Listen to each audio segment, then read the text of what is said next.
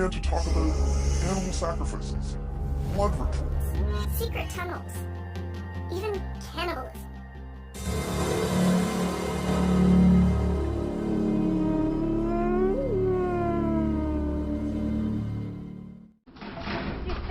Diavolo!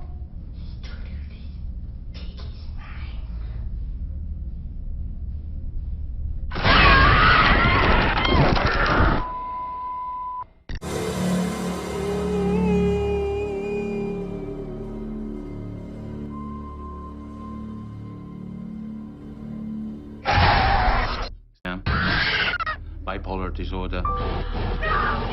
The course is designed to explore all these conditions.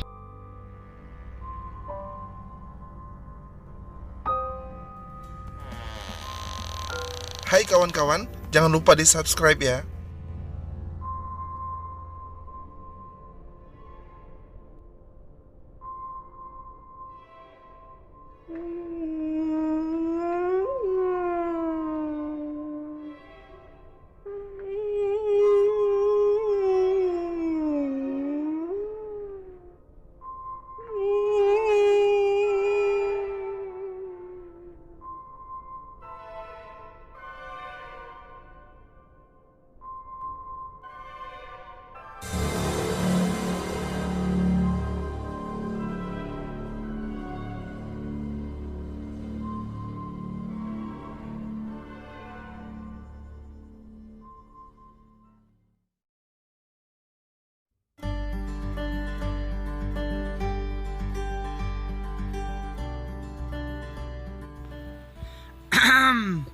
Assalamualaikum warahmatullahi wabarakatuh. Hey, kaipahal kawan-kawan?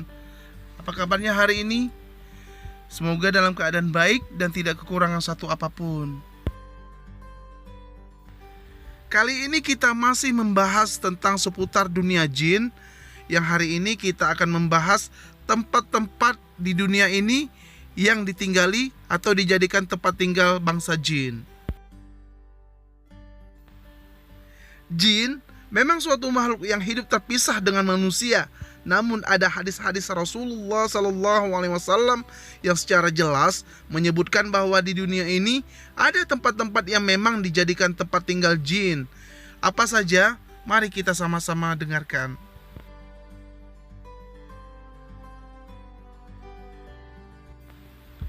Yang pertama yaitu gua. Jin menyukai gua sebagai tempat tinggal mereka. Dalam riwayat Alqamah dan Ibnu Mas'ud bahwa perwakilan jin pernah datang kepada Rasulullah SAW dan meminta diajarkan Al-Quran. Rasulullah SAW pun mendatangi mereka dan ternyata mereka tinggal di dalam gua. Terdapat pula hadis dari Ibnu Mas'ud radhiyallahu anhu yang berbunyi, pada suatu malam kami bersama Rasulullah SAW, lalu kami kehilangan beliau. Lantas kami pun mencari beliau di lembah-lembah dan di ganggang. Kami mengatakan Rasulullah SAW telah diculik. Maka kami pun tidur malam dengan sejelek-jeleknya malam yang suatu kaum bermalam dengannya. Tatkala tiba waktu pagi, tiba-tiba beliau datang dari arah Hara. Maka kami mengatakan, ya Rasulullah, kami kehilangan Anda dan kami mencari Anda, namun kami tidak menjumpai. Lantas kami bermalam dengan sejelek-jelek malam yang suatu kaum bermalam dengannya. Mendengar ucapan tersebut, maka Rasulullah SAW menjawab, datang kepadaku seorang yang mengundang dari kalangan jin.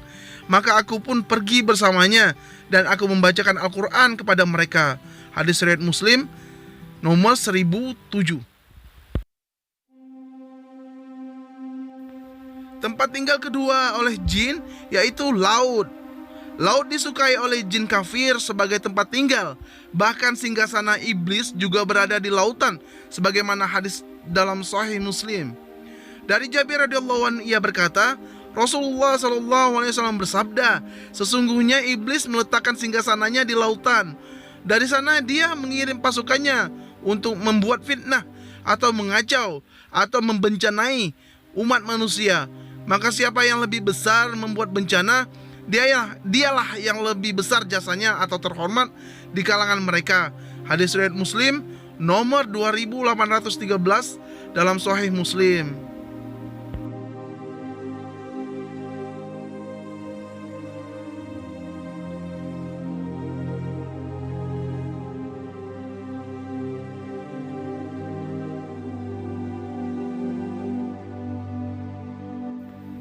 Tempat tinggal ketiga oleh bangsa jin yaitu gunung.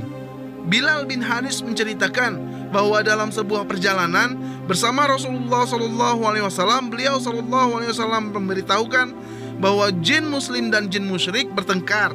Lalu mereka meminta ditempatkan di suatu tempat. Maka Rasulullah menempatkan jin muslim di Al-Jalas, yaitu perkampungan dan gunung-gunung. Sedangkan jin musyrik ditempatkan di Al-Ghawr, yaitu antara gunung dan laut.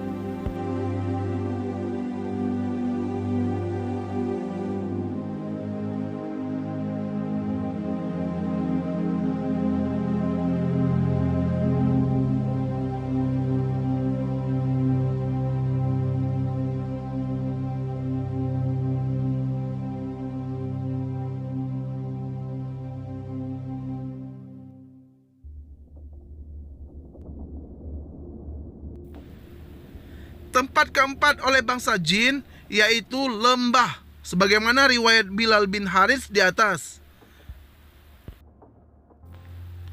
Tempat kelima yaitu lubang. Rasulullah melarang umatnya kencing di lubang, baik lubang yang tampak seperti sarang binatang atau yang mirip dengan itu. Di antara sebabnya bisa menyakiti binatang, sebab lain bisa jadi lubang itu adalah tempat tinggal jin. Dari Qatadah dari Abdullah bin Sirjis bahwa sesungguhnya Nabi SAW melarang seseorang melakukan kencing di lubang. Mereka bertanya kepada Qatadah, mengapa dibenci kencing di dalam lubang? Ia menjawab, dikatakan bahwasanya ia adalah tempat-tempat tinggal jin. Hadis riwayat Abu Daud nomor 29. Tempat keenam yaitu tempat pemakaman. Tempat pemakaman disukai jin sebagai tempat tinggal karena sepi, jauh dari keramaian manusia.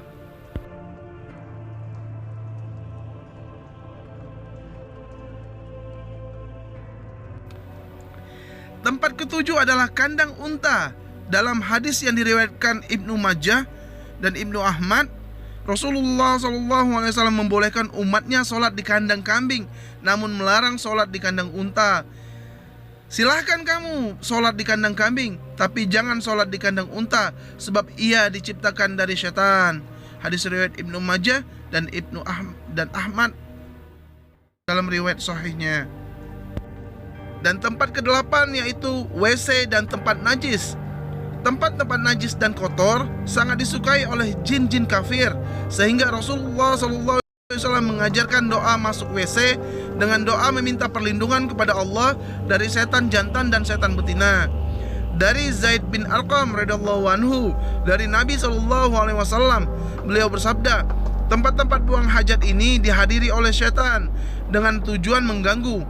Maka jika salah seorang di antara kalian masuk ke dalamnya, hendaklah mengucapkan, Ya Allah, sesungguhnya aku berlindung kepadamu dari gangguan setan laki-laki dan perempuan. Hadis riwayat Abu Daud.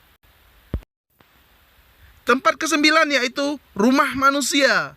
Jin yang tinggal bersama di rumah manusia memiliki 3 kemungkinan. Pertama, manusia tersebut memang memelihara jin atau memiliki hubungan dengannya. Yang kedua, tidak sengaja mengundang jin. Jin datang karena perilaku anggota keluarga mengundang datangnya jin, misalnya karena ritual kesyirikan atau kemaksiatan. Yang ketiga, jin tinggal secara alami tanpa diundang. Ada jin yang tinggal seperti ini, mengganggu atau menimbulkan ketidaknyamanan pada manusia penghuni rumah tersebut. Namun ada pula yang tidak ikut campur dalam dunia manusia. Tempat yang ke-10 adalah pasar.